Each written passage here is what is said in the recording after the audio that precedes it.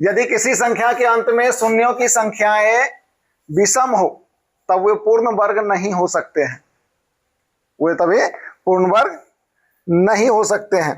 यदि किसी संख्या के अंत में शून्यों की संख्याएं विषम हो, शून्यों की संख्या क्या हो, 1 हो, 3 गो शून्य हो, या 5 गो शून्य हो, 7 गो शून्य हो, या 9 गो शून्य हो, या 11 गो शून्य हो।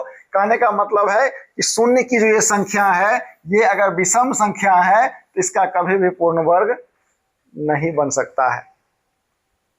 यदि किसी संख्या के अंत में शून्यों की संख्याएं विषम हो तो अब वे पूर्ण वर्ग नहीं हो सकते हैं किसी भी परिस्थिति में। तीसरा नियम कहता है, हमारे वर्ग का तीसरा नियम कहता है कि यदि किसी संख्या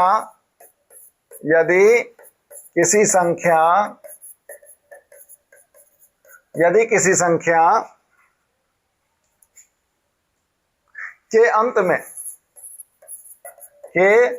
अंत में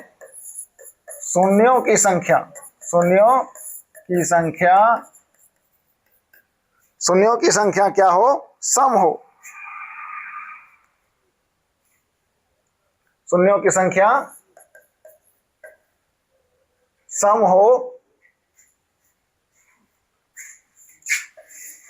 तब वे पूर्ण वर्ग हो सकते हैं। यदि किसी संख्या के अंत में शून्यों की संख्या सम हो, यानी कि 100 हो, 00 सम हो, 10,000 हो,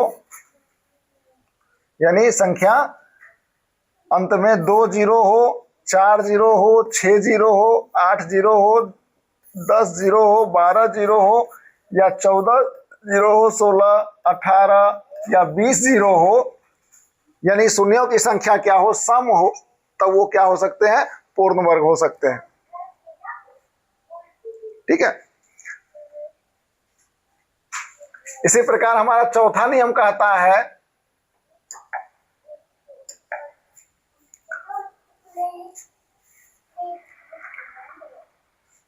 ये कहता है कि सम संख्याओं का वर्ग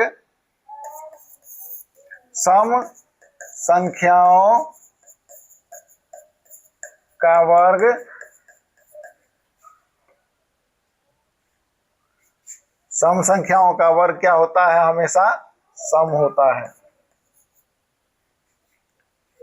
वर्ग हमेशा सम होता है।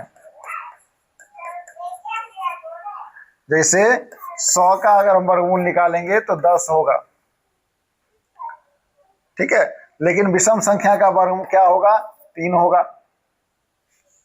इस प्रकार से हम कह सकते हैं कि हमेशा सम संख्या का वर्ग जो होगा हमेशा सम संख्या ही होगा।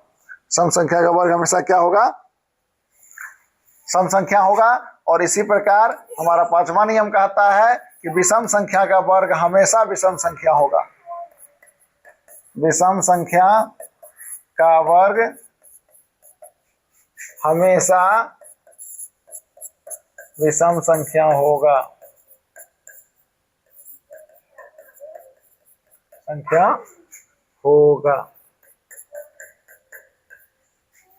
विषम संख्या होगा।